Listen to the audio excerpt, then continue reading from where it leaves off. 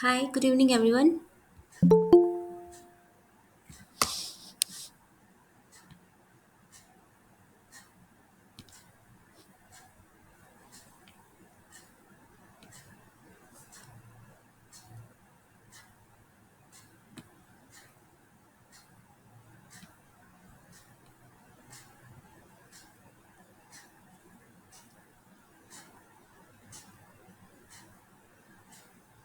Am I audible? Yes, Okay.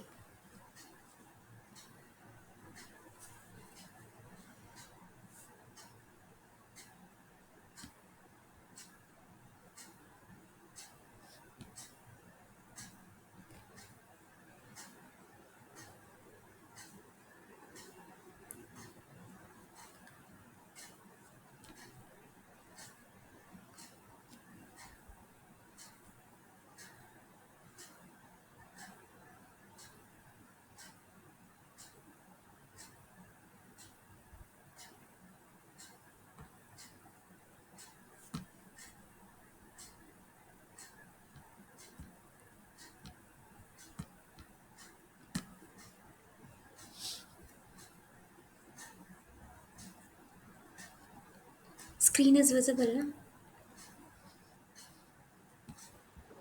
yes, Okay, thank you.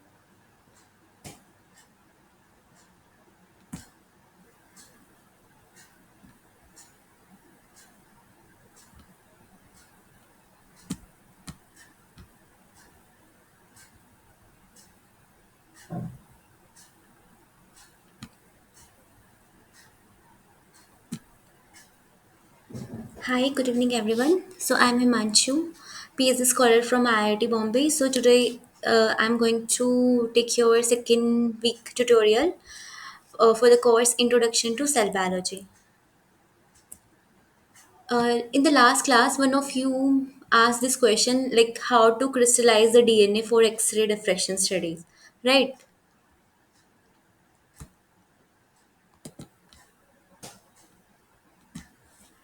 So, like, if we want to crystallize the DNA, first we have to prepare the DNA, like with the very high purity, highly purified DNA.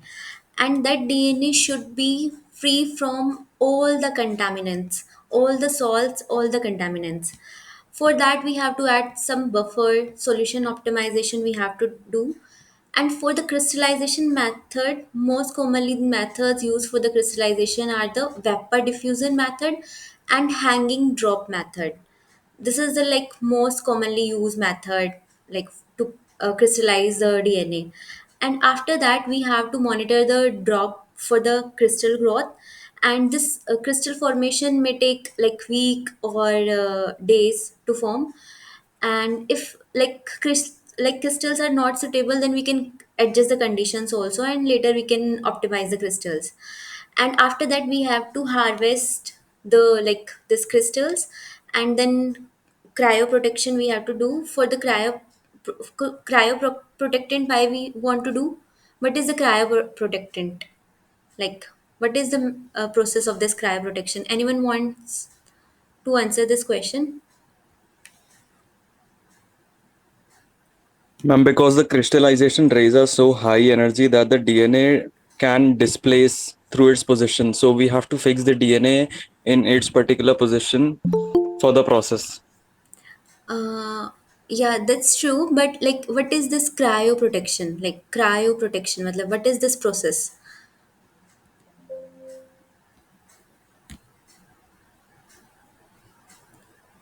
Like, this is the method. Like, you are saying right. Like, for that we have to do.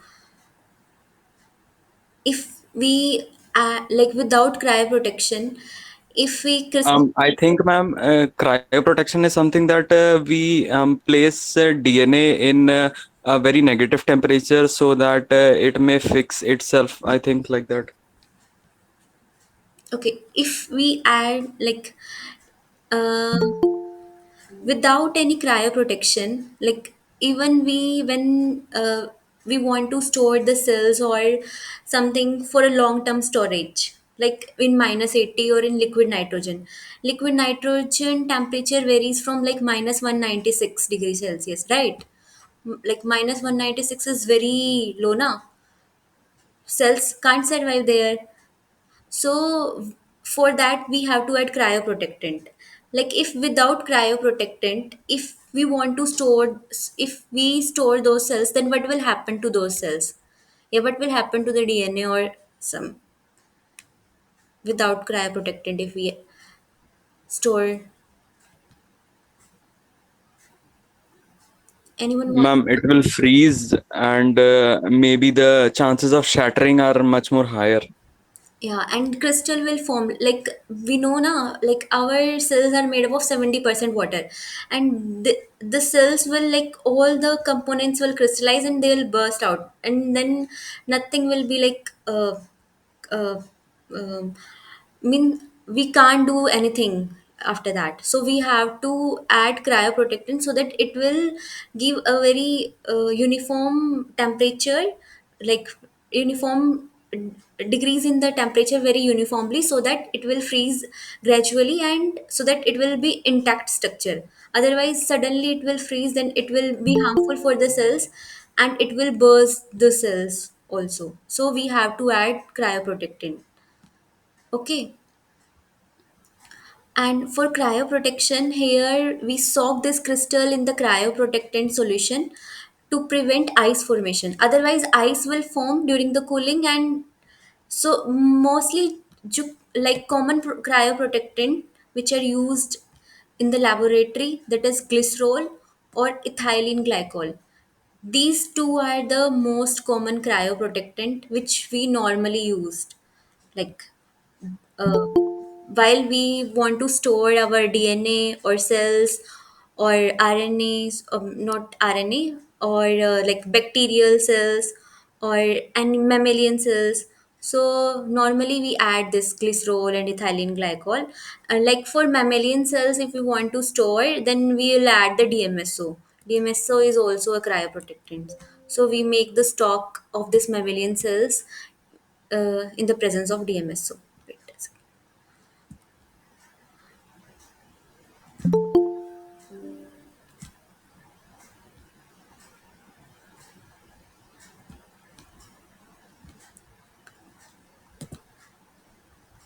So, uh, so we soak these crystals in the cryoprotectant solution so that it will prevent the ice formation during cooling, and it will gradually form the ice so that all these components will become intact. Or most commonly cryoprotectants are the glycerol and ethylene glycols, and then we cool the crystal rapidly to the cryogenic temperature using liquid nitrogen. And this liquid nitrogen temperature like -196 degrees Celsius, and these help preserve the crystal structures. And after that we will apply this technique. We place this cool crystal in the X-ray beam, and then we collect the diffraction data. Okay. And through the diffraction pattern, then we can analyze the like DNA structures through mathematical modeling and all. Then we'll do the data analysis and structure determination. And one more question, one of you asked, like for RNA, that is self-replicating or not, that I answered in the last class also. Like RNA is not a self-replicating because it can't itself reproduce and it can't itself make. So we can't say, like for viruses, its RNA is not a like self-replicating. So DNA is the only one which is showing the self-replicating property. Okay. Any other question like from the previous class? Any doubt or anyone? Ma'am, yesterday, sir actually explained the mechanism of coronavirus. Okay. and he actually explained that RNA is actually a self-replicating structure. RNA is self-replicating structure, but Not self-replicating, but RNA can replicate, not self-replicating, but RNA can replicate without the interaction of reverse transcription. like in corona also, corona is a like positive sense single stranded RNA viruses. So here also they need this enzyme RNA, because in that case also, this RNA dependent RNA polymerase enzyme is very important, so that it will first form the negative sense, so that it can use as a template to form further. Yeah, this positive sense single stranded RNA, they can form a protein, like directly proteins, but for their replication first they have to convert them into the negative sense single strand, and for And that, double-stranded RNA, ma'am. hmm? Double-stranded RNA, right? Yeah, and for that they have to use this enzymes, RNA dependent RNA polymerase, and after that, like they'll, so without, because RNA so far I don't think so. Okay, Yes, yes, ma'am. Understood, understood. Yes, ma'am. okay. Uh, One question I also put, like for the in the today's slides, I'll explain later the mechanism also. So the first question for this tutorial: which of the following codon initiates the translation of mRNA? So the first one is UUU, second one UHE, and third option is AUG, and fourth one is AUU. So which of the following codon initiates the translation? C, ma'am. AUG. Ma'am, option C. Okay, two of you are saying option C.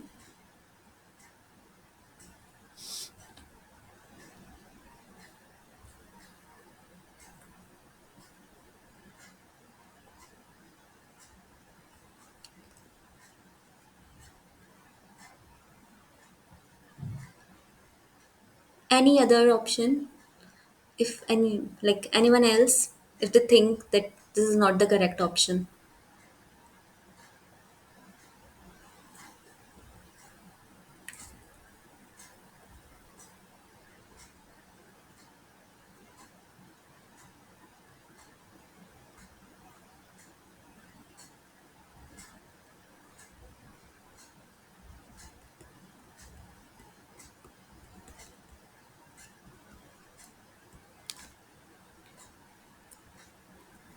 Okay, so AUG is the right answer. AUG is the codon which initiates the translation of mRNA. Why AUG only initiates the translation of mRNA? And is it same for eukaryotes and prokaryotes, or is there any difference? Uh, okay, any one of you tell me, like AUG codes for which uh, protein? Methionine, ma'am. Yeah, right, methionine. Is it same for prokaryotes also? Like in prokaryotes also, methionine initiates the translation of mRNA, or is there any modification that is present in prokaryotes in bacteria? Ma'am, formyl methionine, I think. Right. Formyl methionine. In case of prokaryotes, formyl methionine initiates the translation of mRNA, and in case of eukaryotes, it's methionine. Why only is, like why only methionine initiates the translation of mRNA? Why not an other codon? Why AUG stands for the start codon? Is there any evolutionary significance? Like in prokaryotes also, in eukaryotes also, this methionine helps in the initial, like helps in the starting of the mRNA translation. Anyone wants to answer?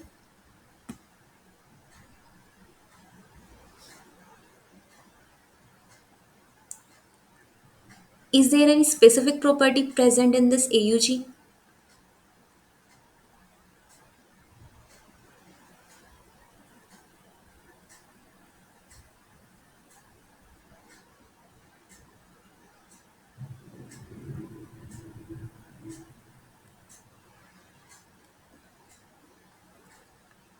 Because methionine, oh, AUG, that is like this is the codon which initiates the translation of mRNA, and it codes for the methionine. And methionine have certain like chemical properties that it make it weaken it, like certain chemical and certain physical property that it readily we can eliminate, we can separate it out easily, and we can add it very easily. So that's why methionine is used, and like from it is very conserved, like from evolutionary significance also. And the second one is like it is the codon which codes for the only one amino acid. Like AUG is the only codon which codes for the methionine, no other codons that codes for the methionine. And we want like error prone translation process. So that's why AUG, because this is coded by only one codon methionine, so it will help the translation efficiency and like without any error, so that no redundancy present during the translation process, right? So that's why normally AUG codon is used, like AUG is initiates the translation of the mRNA. So next question, which of the following codons stop the translation of mRNA? First option is UUU, second one is UAG, and third one is AUG, and fourth one is AUU.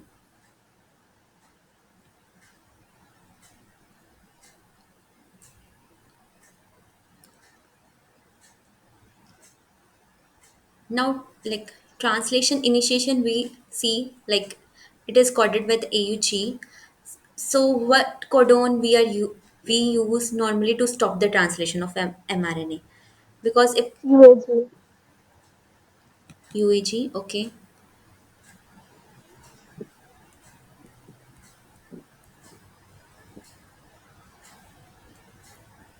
Option B. okay, two of you are saying option B.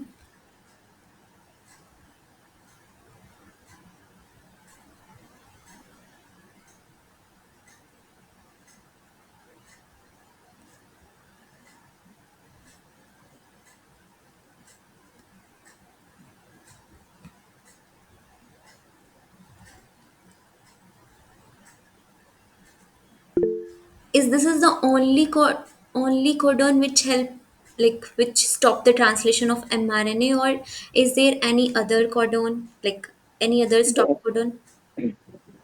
yes, ma'am. There are three stop codon: Hmm? How many stop codons are there? UAA, UAG, and UGA. Right. So you are right. The answer for this question is option B, UAG. And there are three stop codons, UGA, UAA, and UAG. These are the three stop codons. Is like is there any tRNA available for the stop codons?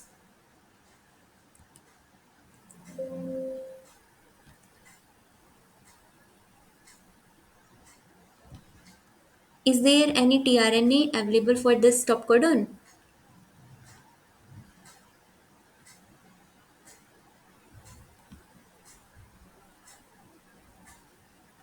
Anyone wants to answer?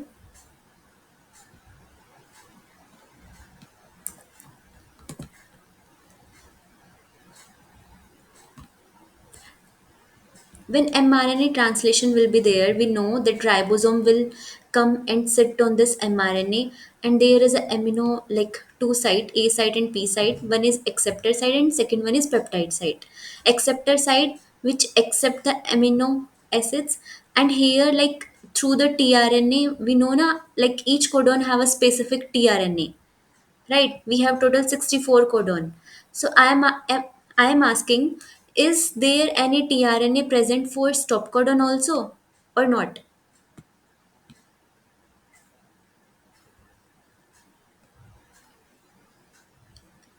Anyone wants to answer this question? Ma'am, as it is a stop codon, I think specific tRNAs are not present. Yeah, right. only stop codons are there for which there is no tRNA, right? That's why, then how this stop the translation of mRNA if there is no tRNA? When The and what TRNA recognize the stop codon. recognize the Stop codon. recognize the stop codon, right? And then how they'll stop?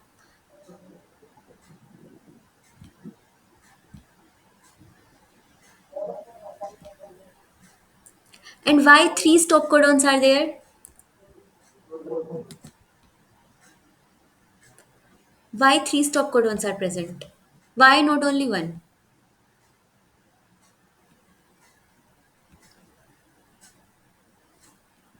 See, let's take an example. This is an mRNA.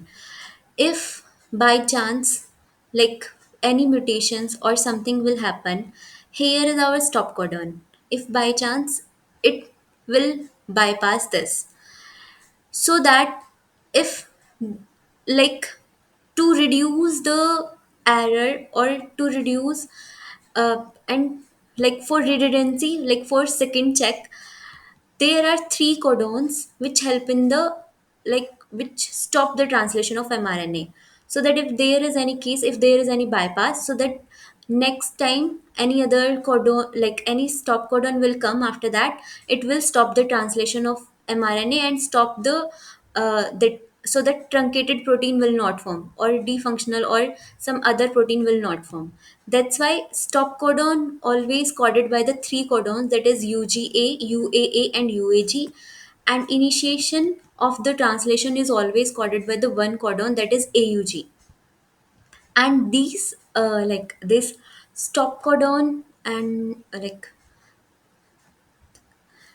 right, and also for the stop codon there is no tRNA. Then how this stop the translation of mRNA? Once, like, they recognize this stop codon here, let's say A U UAA is there, right? Once they recognize that there is a stop codon here, then here release factor will come. Then this release factor, because we know that the codon specific tRNAs are there, and this ribosome also have a specificity that will bind to that, and also the tRNA and release factor will come. So once UAA or UAG or UGA, they'll find, like, if this is the stop codon, then because there is no tRNA that will come and bind and sit, and so then the release factor will come and bind to that, and these release factor, but they'll introduce the water here, H2O, and these H2O help in the hydrolysis of the peptide bond. And once the hydrolysis of the peptide bond, then it will release that peptide here into the cytoplasm, right?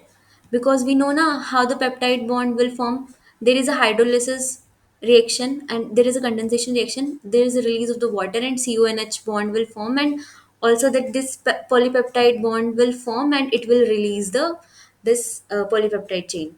In this way they stop the translation of mRNA, right? Are you people getting? Ma'am, how do the release factor comes to the mRNA site? Because they have some specificity, like we know now that they have some active sites, that once this ribosome will once they recognize that, yeah, these have this UAA, UAG, and UGA code, then these ribosomes recruit those release factor here, and these will bind here in the active site of ribosomes, and after that they introduce water molecules here, and these will hydro after the water molecule, then these will hydrolyze the peptide bond and release the polypeptide chain into the cytoplasm, because they have some active site, specific site. We know that, like, low key mechanism, like once they recognize and then some factors will come and they'll bind. like that. Yes, ma'am. Yes. Okay, then moving to the next question. Remdesivir, an antiviral medicine, is approved for authorized use in case of emergency, like to treat COVID 19 in many countries. Which step, that is red numerical, related to viral replication represented in the figure below does this remdesivir targets? So the option A is 3, option B is 9, and C is 1 and D is second. So which one is the correct one? Fourth one, ma'am. Okay. Fourth option. Fourth one. Anyone else?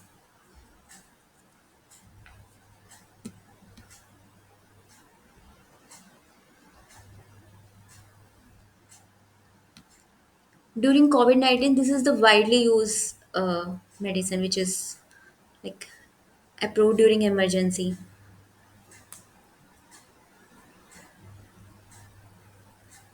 Anyone else want to answer this question?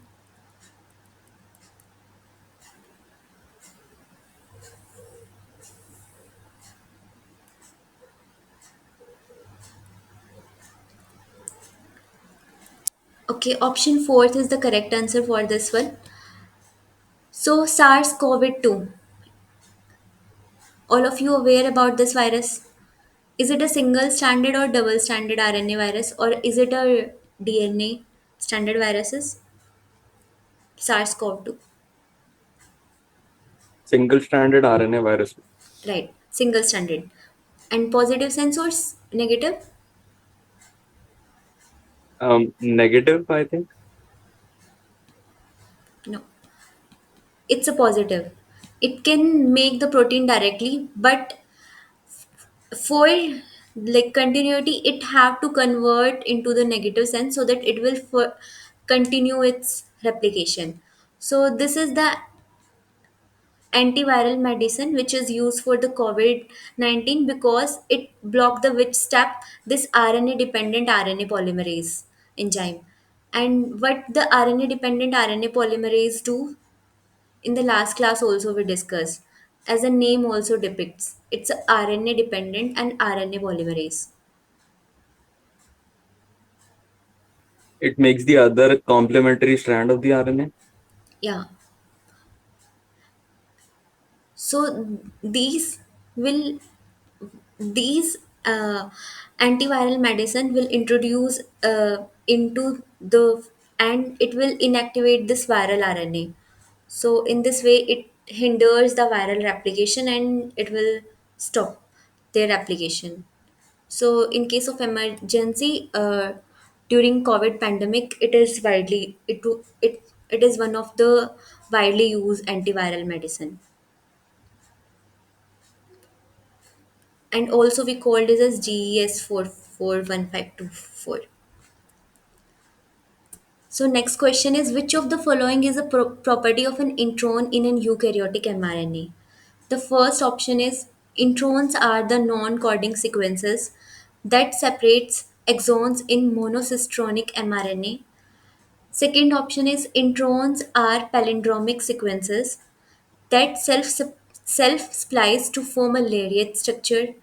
And C option is introns are extra coding sequences that can be removed by RNA protein complex. And D option is intron can remain in mature mRNA due to alternate splicing pathways.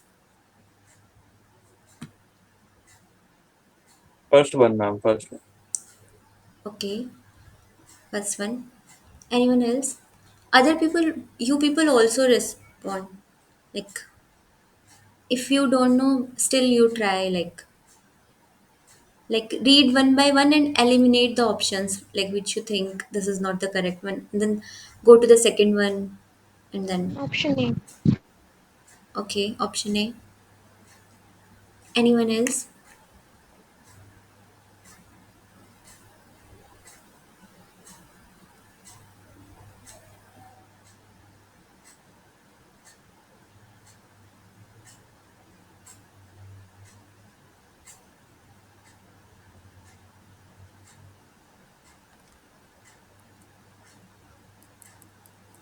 Otherwise, I'll ask like one by one if you will not respond. Option A. Okay, option A, right? So, answer for this question is option A. What are the coding and non-coding sequences? What are coding sequences and what are non-coding sequences?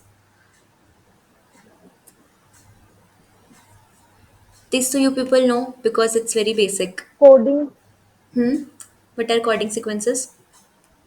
Coding and is a transfer from genetic information from the mRNA to the protein, but non-coding and they cannot transfer from the mRNA to protein.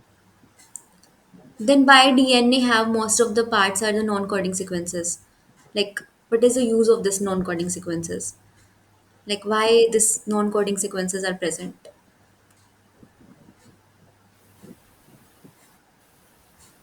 Now, non-coding sequences are the sequences which doesn't code for any protein, Mm-hmm. but the actual function of non-coding sequences is still in research. People actually don't know what non-coding sequences matter actually. And coding sequences are the sequences which codes for proteins, functioning proteins in the body. Like, some function we know, like non-coding sequences functions.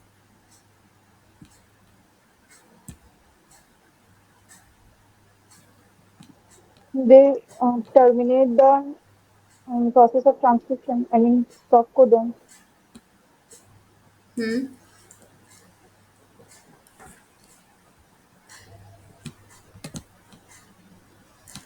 Anyone else? In DNA, like most of the parts are non-coding, and we know that like daily we expose to the like environment, different environment and all, and there is a chances of mutation also. Like non-coding first to help so that no mutation will happen, like and it will reduce the chances, right? Introns. And other than that also there is a like function of the introns are like alternative splicing. During alternative splicing also, if we have how many genes we have in human? 30,000 genes. We have approx 30,000 genes, right? And Yes, ma'am. how many proteins? Is 30,000 proteins are there or more than that? Ma'am, less than that, All the genes code for the proteins. no, no, ma'am. Have you heard about the alternative splicing? Alternative splicing. Yes, ma'am. What is the alternative splicing? Mm, If by chance these exon will not come, like these exon 5 dash splice site binds with the 3 dash splice site of this exon, and these exon will eliminate, and only these exon will combine and form a protein, or these may whole form a protein, or these from these exons to these exon this will form a protein. So alternative splicing, this intron help in the alternative splicing and helps in the formation of a different kind of proteins. So one of the important function of introns are also that these help in the alternative splicing so that different kind of proteins will form, right? So first option, that introns are the non-coding sequences, right? These are the non-coding sequences because these introns doesn't code for any proteins. Like only exons are the one that code for the proteins, like later. And that separate exon, and it also what will they do? These separate these exon in the monocistronic mRNA. What is the monocistronic mRNA? What is monocystronic mRNA?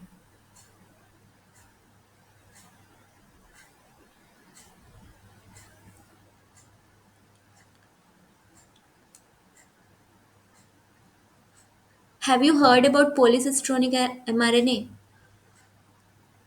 Polycystronic and monocystronic. Ma'am, I think polycystronic is mRNA that codes for different kinds of protein, and monocystronic is something that codes for a single protein. Yeah, monocystronic single protein it will code. Only under the one promoter, only one gene, this will form the one proteins. But in case of prokaryotes, we can, like in lacopron, have you heard about the lacopron? Like three different genes are there and they'll code for the different proteins, but only one promoter is there, right? But here one promoter gives the only one proteins, right? So these separate the exon in monocystronic mRNA. And second one is introns are palindromic sequences. What are the palindromic sequences? Here some like complicated words are there. Palindromic sequences. Ma'am, like 3 2 4, 2 4 3. That is something like palindromic sequence. 3 to 4, 4 to, like palindromic sequences are those sequences if we read from the 5 dash frame Yes, or yes, yes. 3 dash frame, it will remain Eh, same. The reading, Same, yes. yeah, the reading frame will be the same for palindromic sequence. That self splice to form a lariat structure.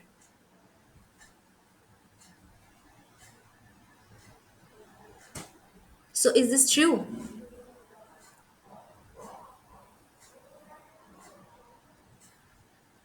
Ma'am, in the previous lecture, sir actually told that introns are not cut off by this palindromic sequences to make a lariat loop. A nucleolytic reaction happens to for them to make a lariat loop.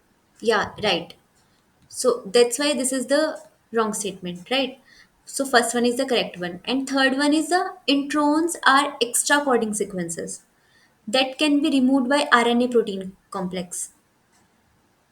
These are also wrong because these are not the extra coding sequences, right?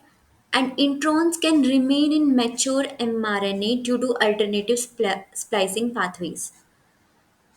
Introns, if it will remain in the mature mRNA, then those mRNA will degrade. Introns can't remain in the mature mRNA, right? If by chance intron will remain, then it will degrade. The whole like mRNA will degrade or like mature mRNA. Then protein will not form, right? Because enzyme will act and they'll degrade those. So introns can't remain in the mature mRNA, even during the alternative splicing pathways also. Okay. So this is the DNA here. Exon introns are there, and this exon will all like only form the proteins, and intron will remove out. And there are different introns are also like mechanism like group one introns, group two introns, spliceosome mediated. Have you heard? Like there are two kinds of different kind of introns are there. What is the basic Yes, difference? ma'am. 4 types of introns are there. Huh? Like what are the four types?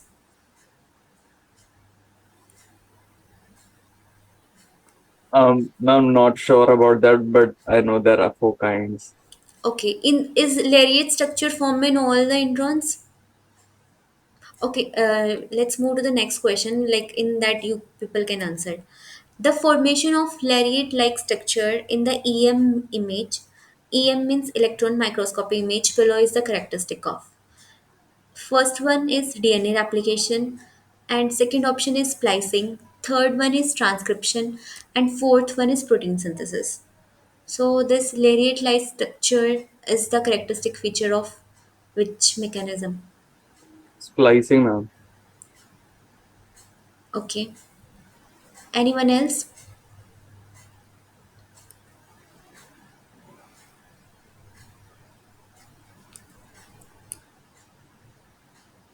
Splicing. Hmm.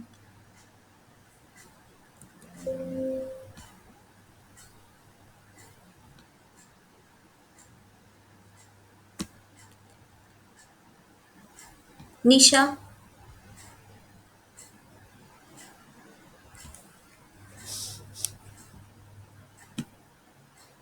Yes, ma'am. what is the answer for this question? Splicing, ma'am. Okay.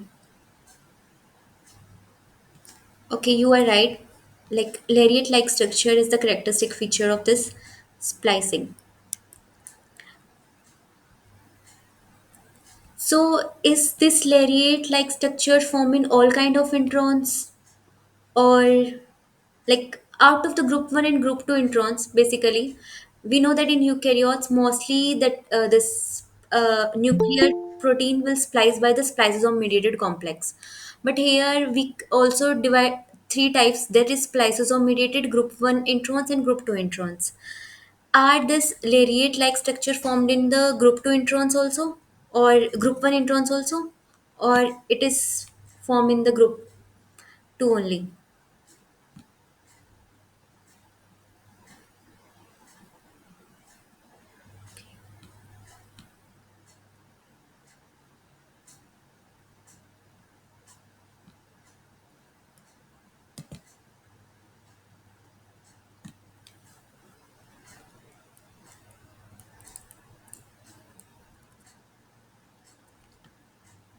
You know the difference between group 1 intron and group 2 intron?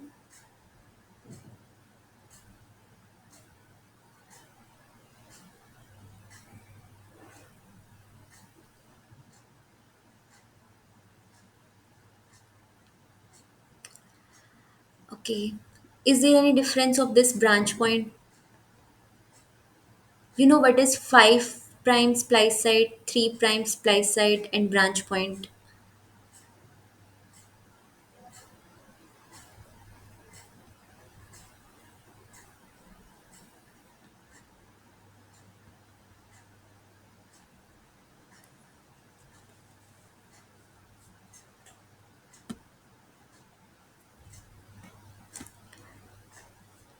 These lariat-like structure formed in the group 2 introns, not in the group 1, because in group 1 they use extra guanosine as a branch point. So there will be no formation of this lariat-like structure. But in case of group 2, this branch point is already present in the introns, that is adenosine. They use this in between present adenosine, like in the introns they use this as a branch point, and it will attack to the 5 dash site. Here this 5 dash splice site will attack to the 3 dash splice site, and then it will form a this lariat like structure, and these two axon will join and form then this spliced mRNA, and then later it will code for the proteins. Okay.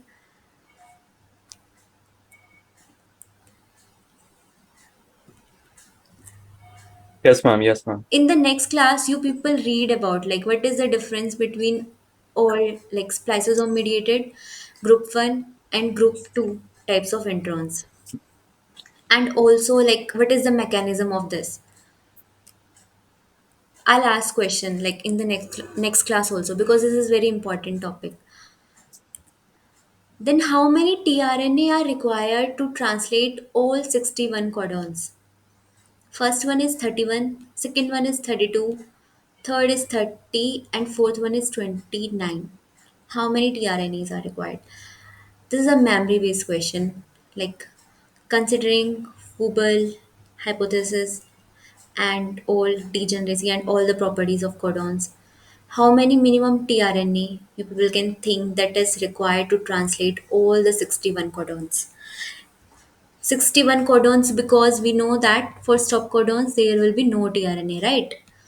So out of the 64, 3 will eliminate, that is stop codon, then 61 will remain, right? Then 61 codon, for 61 codons, how many tRNAs are required?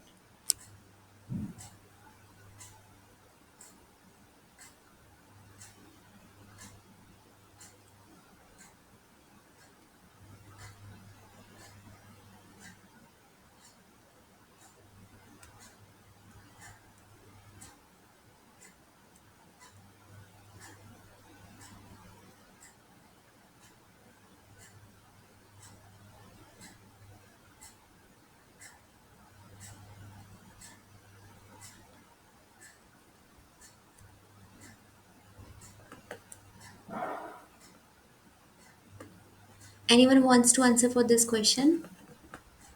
Like, have you ever heard? Now, though you can't calculate, so like, how many minimum tRNA? Like, this is the question like normally asked in the competitive exam. So,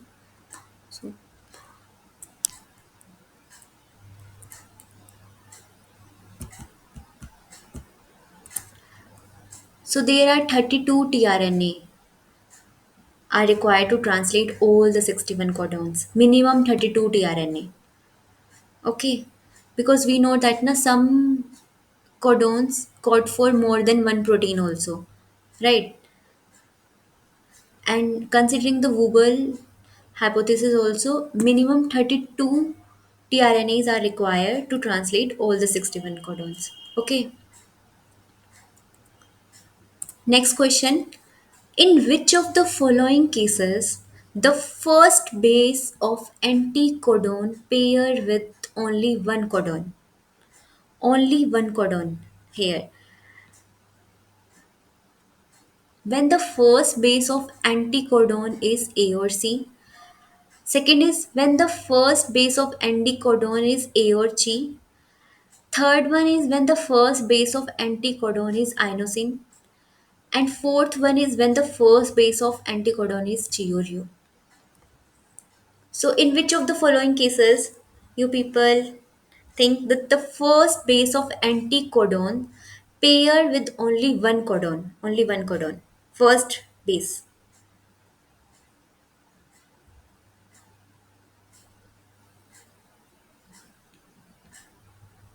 We know na codon and anticodon in mRNA codons are there. So, tRNA anticodon. So, this will bind and it will pair, and then polypeptide chain will form. So, in which case that the first pair code with only one codon. One to hint you people can take like from the this methionine.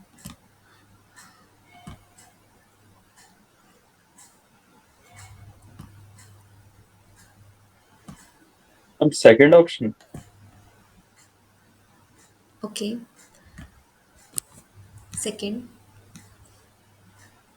Anyone else?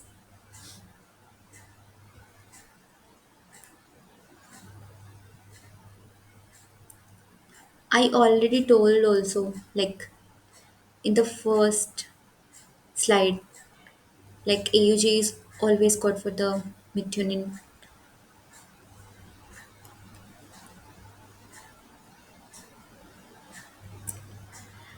So answer for this question is first when the first bits of codon is A or C. A to you people like in the first slide also I told that AUG code for the only one that is methionine.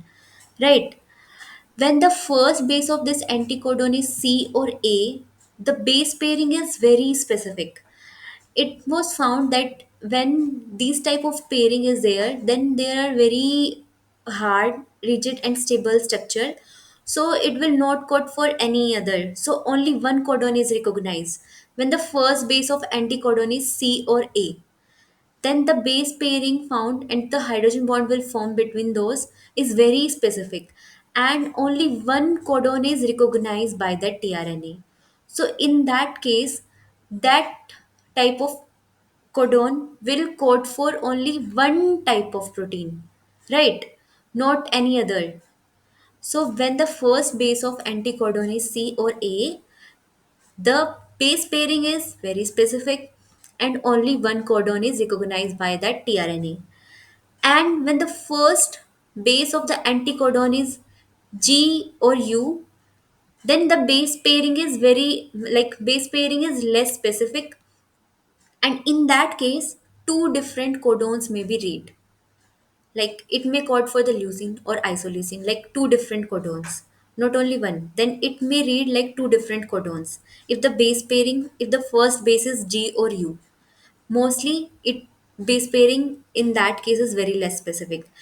And if inosine is their first nucleotide, then three different codons can be recognized. If inosine is the first nucleotide of an anticodon, So generally when we don't know like what is the basis, and if we want to make this degenerate primers, there we can incorporate inosine, so that we don't know like what kind of uh, codon will be there, like what kind of. So in that case people will incorporate this inosine, because these inosine will recognize the different codon, like three different codon it can recognize, like all the three, like which is the possible one.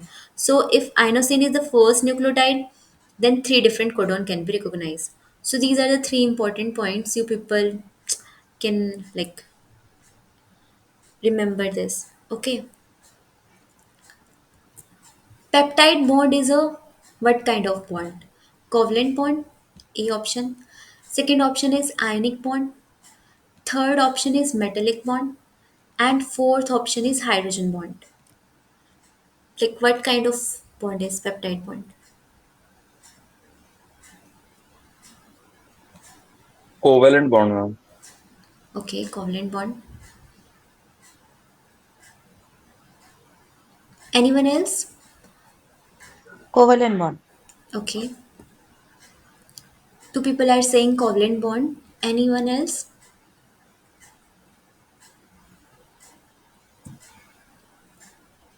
Okay, you tell me, like, why covalent bond? In science, like, whenever you read or whenever you, like, first time read the concept, then always think why, like, why and how. So, is there any benefit that this covalent bond?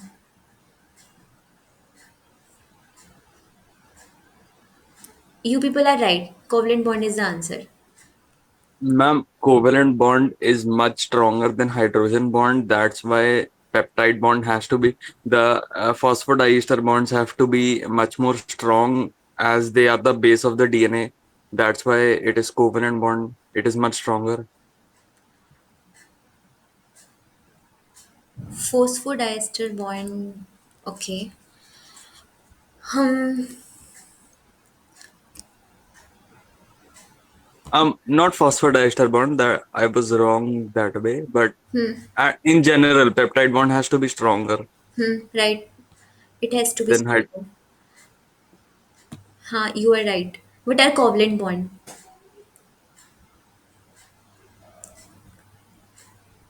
Ma'am, covalent bond is a bond. There has to be there is sharing between the electrons. Right. Sharing between the electrons, then covalent bond will form. Right. Yes, ma'am. Yes. Ionic bond. Where there is transfer of valence electrons from one cationic species to another, Right. from one metallic to a non-metallic species. Yeah. Like Here anybody. there is no such involvement. Right. And what is metallic bond Some metal should be involved in that. and hydrogen bond? That can be intramolecular or intermolecular, where there is a involvement of an electropositive and electronegative system, which in some molecule. Right. So peptide bond is covalent bond. You are right. Why this peptide bond? Like why we need that kind of strong bond? Like why we need this type of strong bond? Here resonance is there or not?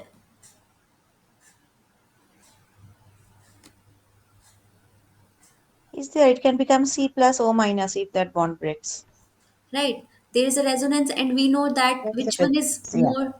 which one is more stable. If resonance will present, then the structure will be stable or less stable, more stable More or, stable. yeah. More stable. Yeah, right. If resonance will be there, then it will be more stable and it will be Correct. more stronger, and the bond is very rigid and planar, so that Hmm. these primary structure will remain intact when True. it will go to the secondary structure and tertiary structure, so that it will remain intact, so there will be no changes. So that's why Hmm. we need this peptide bond to be stronger, right? Correct. so that it will form a very intact primary structure. That's why peptide bonds is normally they form what kind of bond? This covalent kind of bond. Okay. Hmm. Moving to the next question. Very simple. A tripeptide has first option is 3 amino acids and 1 peptide bond. Second option is 3 amino acids and 2 peptide bonds. And C is 3 amino acids and 3 peptide bonds. And D is 3 amino acids and 4 peptide bonds.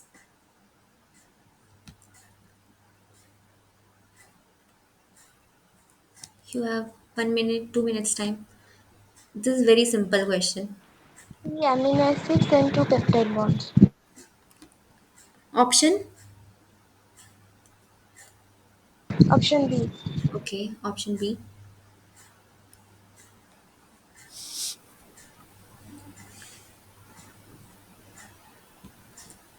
Anyone else?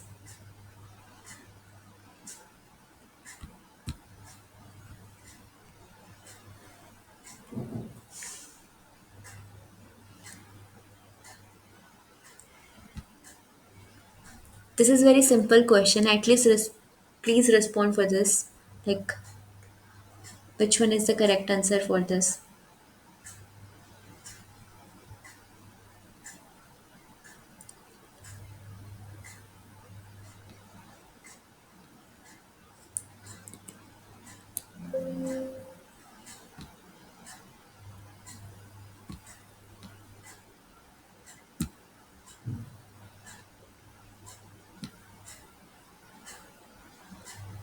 Aishwarya, Ma'am, what is the answer for this question? I think three amino acids and two peptide bonds, but sometime three peptide bonds, Sometimes three peptide three bonds. amino acids and two peptide bonds. Okay, option B, you mean? Yes, sir. Yes, ma'am. Okay. Okay, you people are right. Option B is the correct one. That is three amino acids and two peptide bonds. Because peptide bond always form between what? Carbonyl group of this COOH and nitrogen atom of this amino. And this will form the CONH. Right? CNH.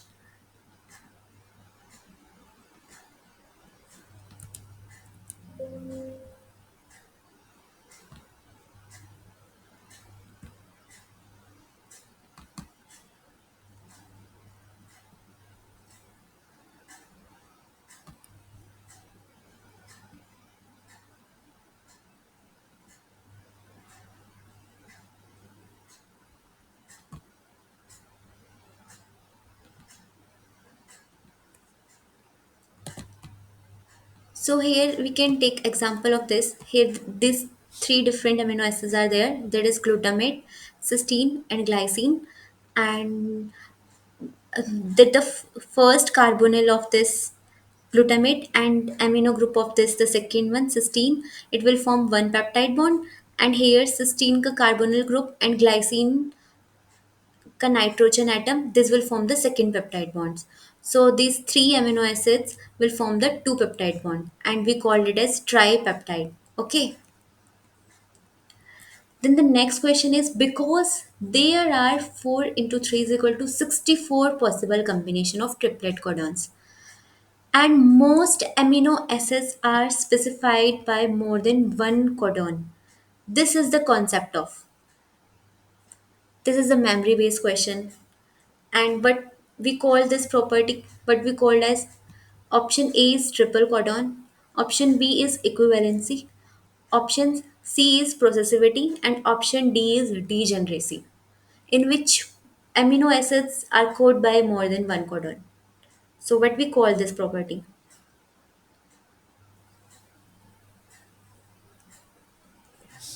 Ma'am, I think fourth option, degeneracy.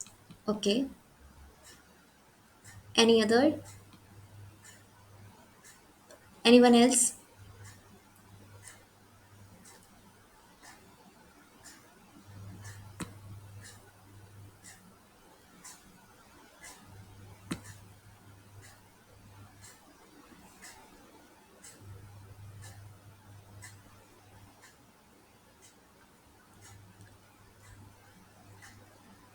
This is also a memory based question. At least I can expect many answers from you. Like few, like only 2 3 people are giving response. So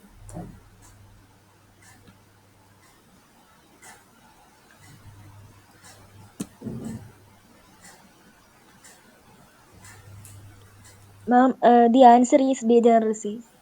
okay, two of you are saying degeneracy. Anyone else wants to answer for this question?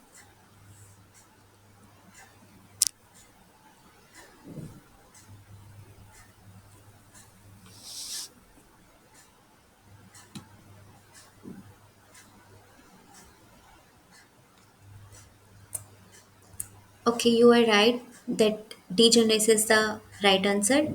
Genetic code is degenerate, and degenerate property, like what we say, that amino acid specified by more than one codon, and we called it as degeneracy, right? And only two codons are there which codes for the single codon, and that two are the tryptophan and methionine. Other than that, like they are coded for more than, like for like mostly two codon, three codon, and maximum how many codons? Any amino acids which you think like that are coded by the six codon?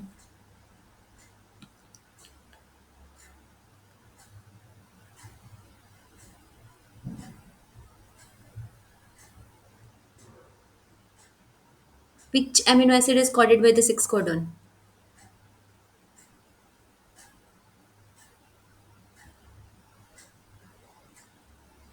In the table also you can see leucine. Here you can see, right? It, Arginine, ma'am, arginine codes for six codons.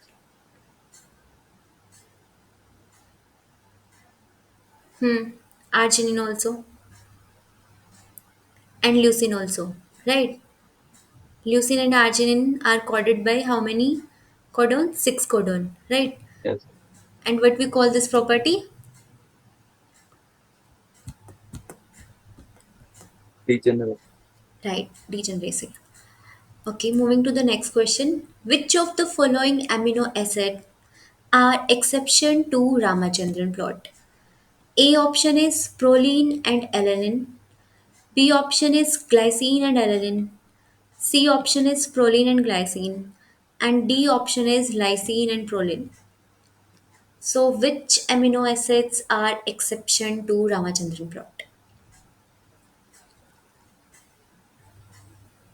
You have 2 minutes time. Proline and glycine.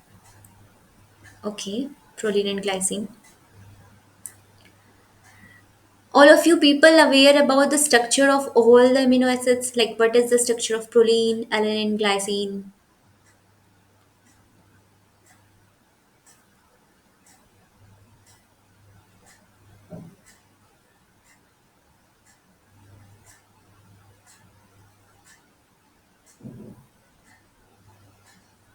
In the last class also, I gave you some work na that you have to draw the nucleotide structure. Have you people drew that structure?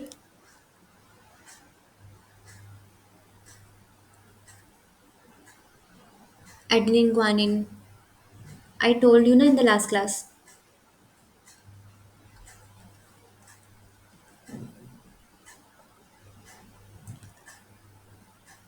Guys, structure is very important.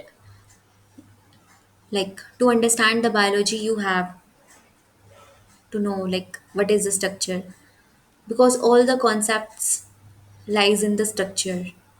Like what is the structure? Here also like in the structure only. Like why this amino acid are exception to Ramachandran plot.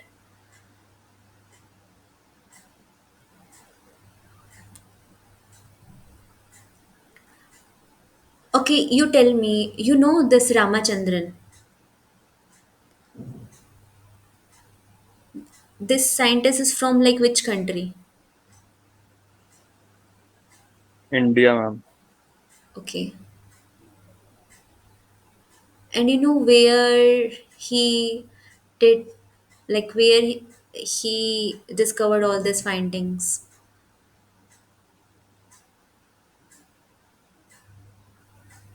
IISc. Right, I see. MBU, Molecular Biophysics, MBU unit, I think. Molecular Biophysics unit. He worked there in collaboration with, I think there is a Central University with, he collaborate with the mathematic departments from the Chennai University also. And then he did all this study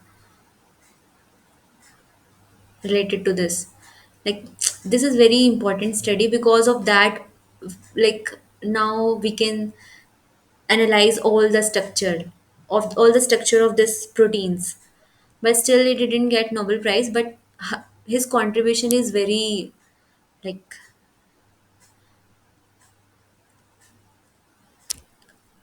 so you are right, the answer for this question is proline and glycine. Why these amino acids are exception to Ramachandran plot? We know in the glycine only hydrogen atom is present. There is no side chain, ma'am, in the glycine. That's why it is very flexible. Yeah, it is very flexible, and so there is no hindrance to the this phi and psi angles, right? So it shows very flexible. And why proline are exception? It's very hard. Proline is very as it has an aromatic ring. That's why it is very hard and not very flexible. Right, imine is there, right? Imine, because it's from bond, uh, there is a ring structure, right? And this will disallow the structure into the Ramachandran plot. Yes, ma'am. Yes. There is a ring structure, right?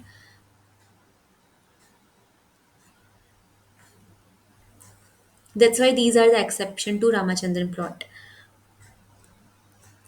Which of the following amino acid structure can be predicted by the Ramachandran plot? Primary, secondary, tertiary, quaternary. Secondary, ma'am. Okay. Anyone else?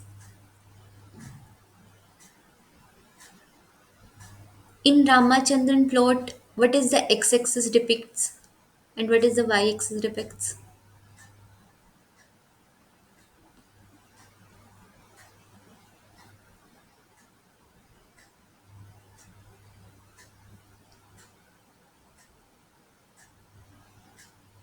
C alpha bond, what we call,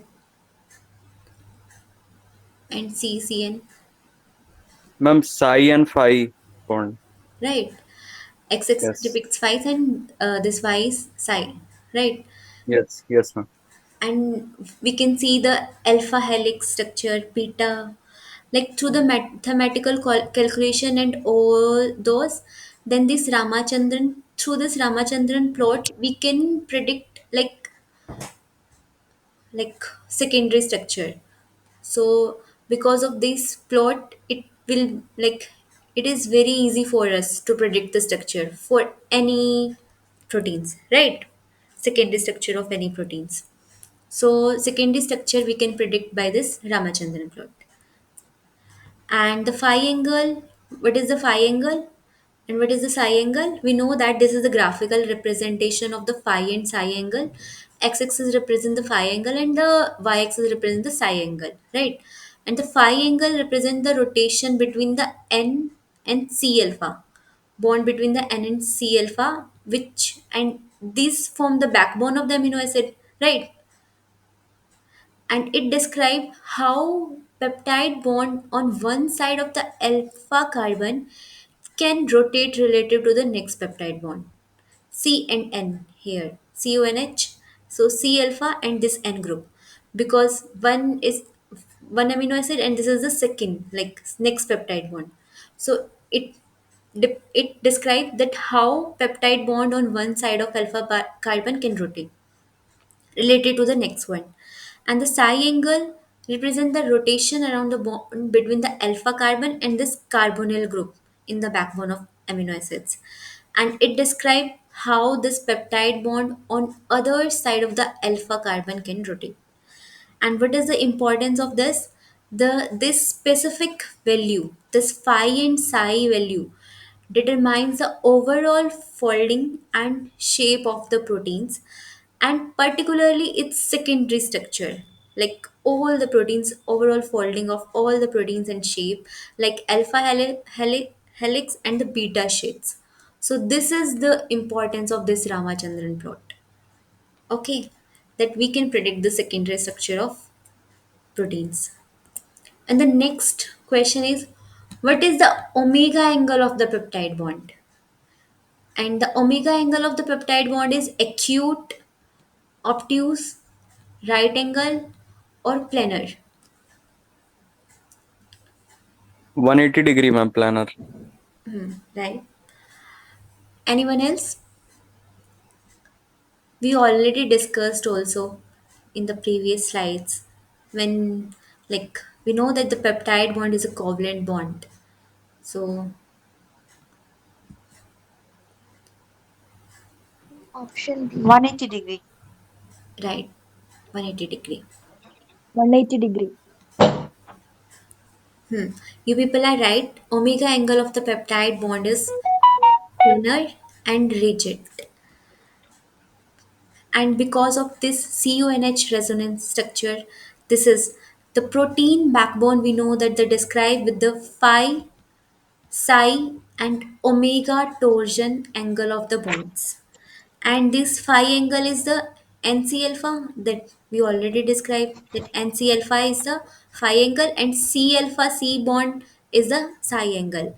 Then what is this omega angle? Omega angle is the peptide bond wall angle, that is CN. This CN. So omega angle is the angle around the CN bond, that is the peptide bond. And this omega angle of the peptide bond is always planar and rigid, so that it will form a, like, uniform that, It also corresponds to trans configuration. yeah.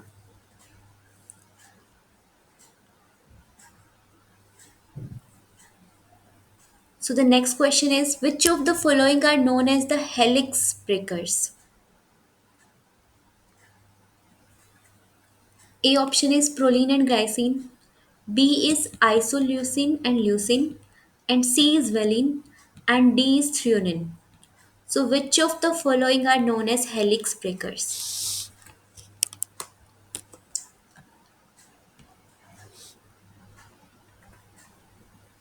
Anyone wants to answer for this question? Helix breakers.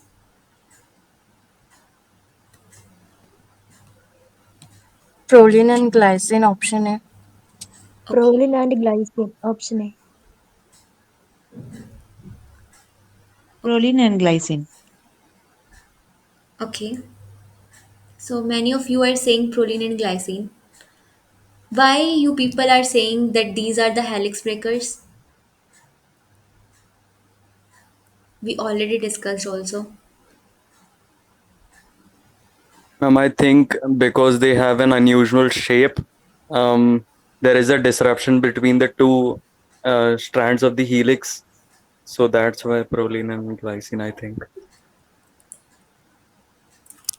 Yeah, first, like that flexibility. Glycine have a property that they have a lot of flexibility, right? Because they don't have any side branch, they have only hydrogen atoms, right? And proline, you know. So, why these two amino acid are exceptions to Ramachandran plots, and why they are considered as helix breakers?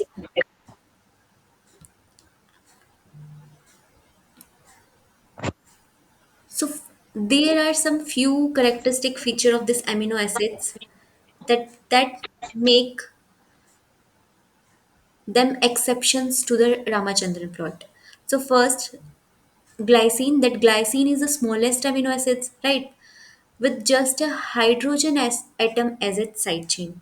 It don't have any side chains. It for like side chain, it only have this hydrogen atom. And these small size give glycine a lot of flexibility. So they have a wide range of this phi and psi angles, right? Because of the very small size of this hydrogen atom, so they are very possible angle of this phi and psi, right? They have a lot of flexibility that allowing it to adopt many different angles in the peptide chain. So there are very many possible values of this phi and psi. That means they can adopt many different angles in the peptide chain. Because of this flexibility, what they what glycine do, they tend to introduce bands or kinks in the helix. So because of that, they'll introduce some bands or kinks in the helix, and when this band or kinks will introduce, this will disrupt the regular or stable structure of the proteins, secondary structure of the proteins, right? That's why we are saying that the glycine are the helix breakers, because of their flexibility, because of their wide range of phi and psi angle value. They'll introduce these bands or kinks in the helix, and that will disrupt the regular structures of the proteins. That's why we are saying that the glycine are the helix breakers. Why this proline?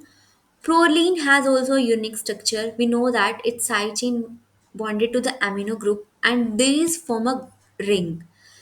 And why this ring, and this ring play a very important role, because we know now there is a characteristic feature of the proline that they have a ring structure, right? For the side chain, that R group is a ring group, and these ring structure cause two main effects. What are those two main effects? First one is the rigidity, that the proline ring structure restrict its ability to rotate around the NC alpha bond. Now it will not rotate around the NC alpha bond, right? There is a very like here, like very wide range of angle possibilities, and here like not at all, right? Its ability to rotate around the, like it restrict, and here it will not hinder. Here they have a many, and here like it will, it restrict its ability to rotate around the NC alpha bond, right? And making it too rigid to fit into the helical structure.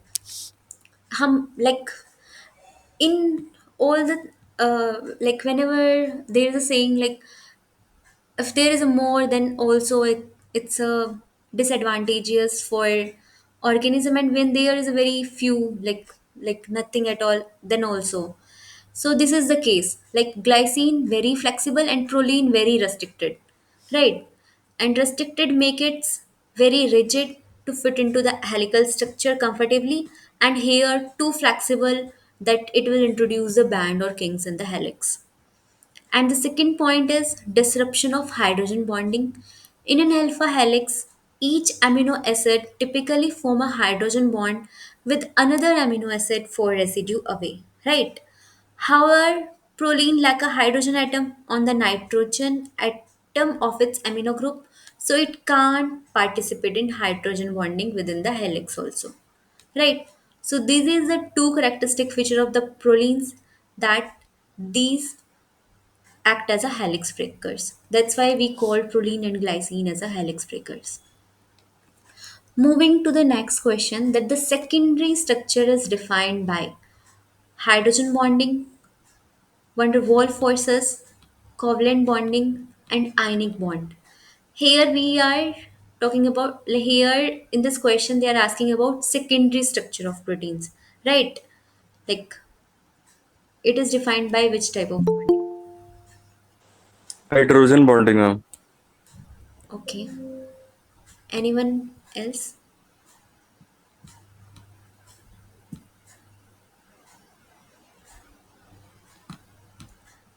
Hydrogen bond. Okay.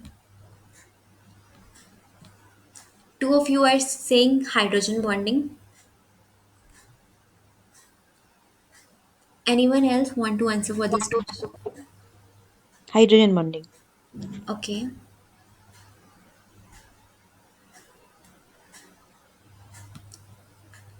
Anyone else? Ma'am, option A, hydrogen bonding. Okay. So all of you are right that the hydrogen bonding is secondary structure is defined by the hydrogen bonding. This alpha helix and beta sheets are the results of this hydrogen bonding only. That intramolecular this hydrogen bonding, and this will define the secondary structure of the proteins. Okay. So this is a very simple question. Not van der Waals forces, not covalent, not ionic, hydrogen bonding. That is secondary structure is defined by the this hydrogen bonding. Okay, what is the difference between alpha helix and beta sheet?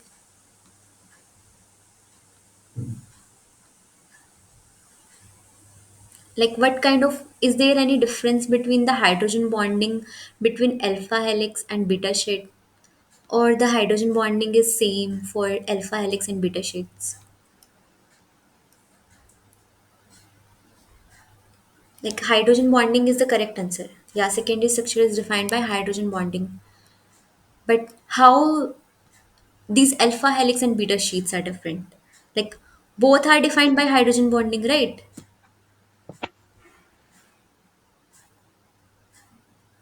Anyone wants to answer for this question? Alpha helices are spiral and curved mostly, whereas beta sheets are planar, maybe flat, Hmm, planar. yeah, right. Spiral and curve, you are right. And beta sheets are planar. But is there any difference in terms of hydrogen bonding? Like both are defined by hydrogen bonding, right? Then we can Hmm. say beta sheets also alpha helix and alpha helix also beta sheet. Why we give two terms that alpha helix and beta sheets?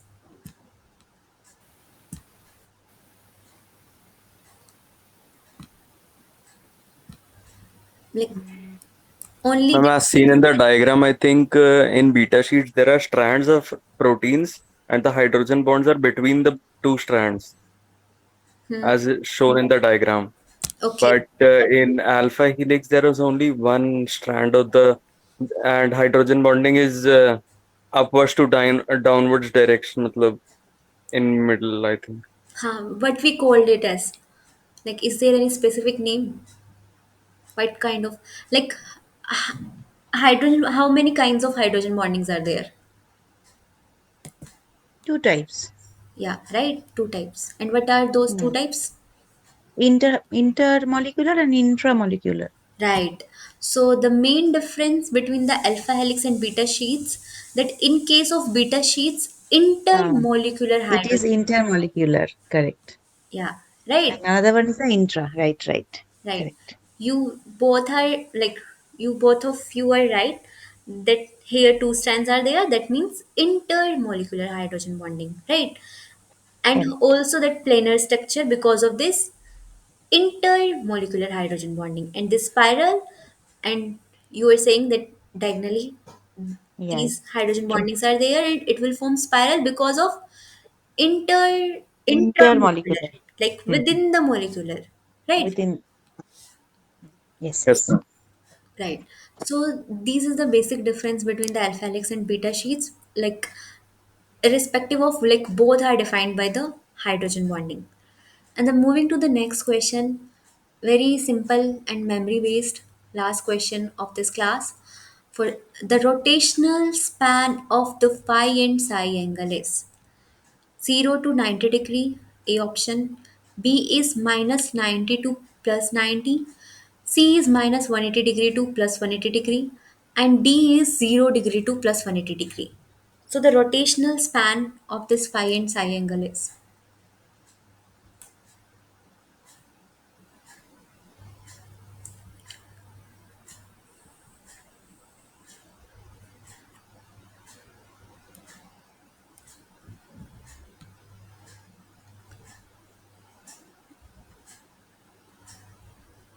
Ma'am, fourth option, I think. I can be wrong, ma'am. Okay. Ma'am, option C. Okay. One of you are saying option C.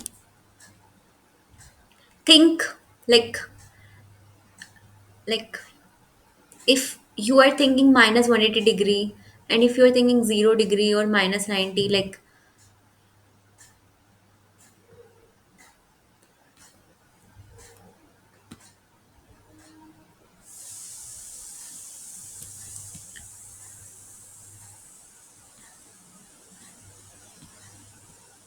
you can recall the figure also. Like Leninger Ramachandran figure is there na, and there they mention this phi psi angle. So like what they give on the axis like varies from where to where. Minus 180 to plus 180. Okay, two of you are saying minus 180 to plus 180, and one is 0 to plus 180.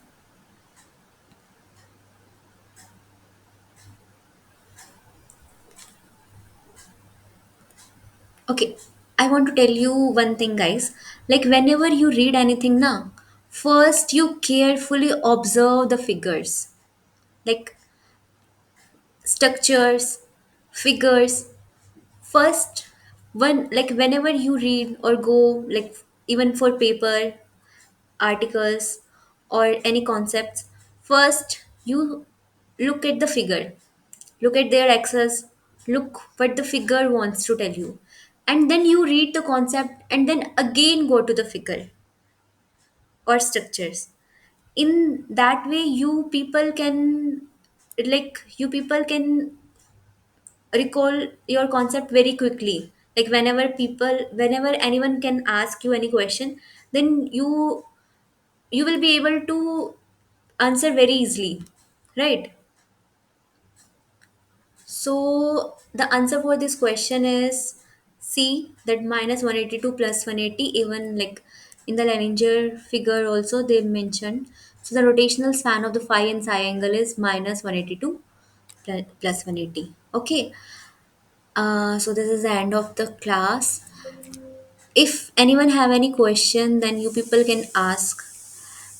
And also in the next class, like you have to write all the structure of the amino acids leucine, isoleucine, proline, glycine in your notebook.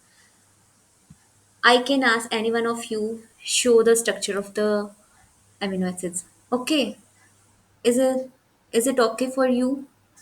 Okay, sure, ma'am. Anyone wants anyone have any doubt or any question?